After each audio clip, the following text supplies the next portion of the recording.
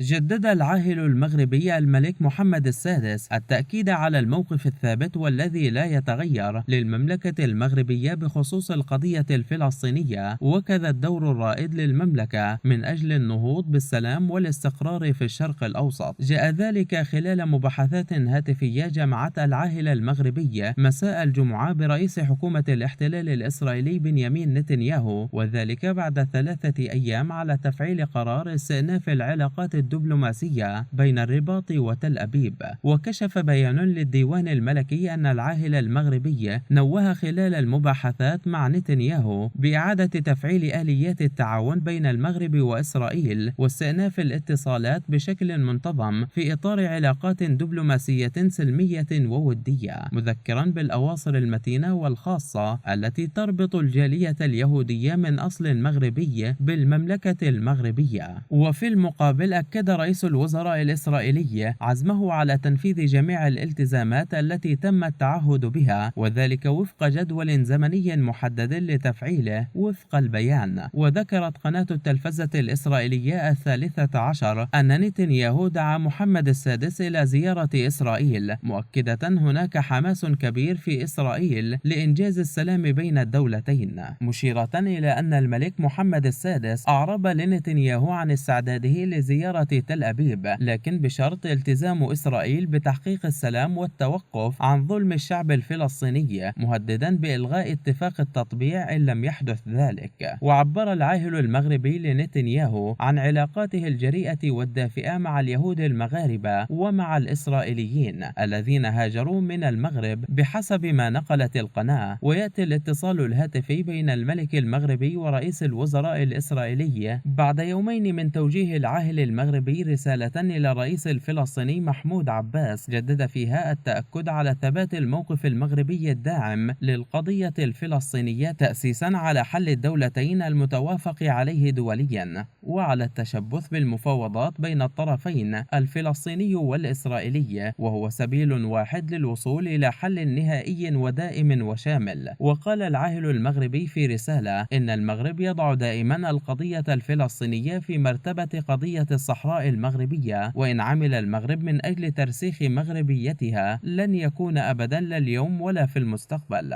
على حساب نضال الشعب الفلسطيني من أجل نيل حقوقه المشروعة، مشددا على أنه سيواصل انخراطه البناء من أجل إقرار سلام عادل ودائم في منطقة الشرق الأوسط. كما أكد أنه سيواصل الدفاع عن الوضع الخاص لمدينة القدس وعلى احترام حرية ممارسة الشعائر الدينية لاتباع الديانات السماوية الثلاث وحماية الطابع الإسلامي للمدينة المقدسة وحرمة المسجد الأقصى. وفي هذا السياق كشف العاهل المغربي أنه سيتم قريبا دعوة لجنة القدس إلى الاجتماع في دورتها 21 في المملكة المغربية للانكباب على دراسة السبل الكفيلة بتعزيز الحفاظ على الوضع الخاص لمدينة القدس الشريف والإسهام في صيانة حرمة معالمها التاريخية والحضارية ورمزيتها الروحية وهويتها الدينية. كما سيتم في الفترة المقبلة تحيين هياكل وكالة بيت مال القدس الشريف، وذلك في أفق إعطائها نفسا جديدا يمكنها من مواصلة إنجاز خطط وبرامج ملموسة صحية وتعليمية وسكانية وكل ما يرتبط بالميدان الاجتماعي لفائدة الساكنة الفلسطينية بمدينة القدس.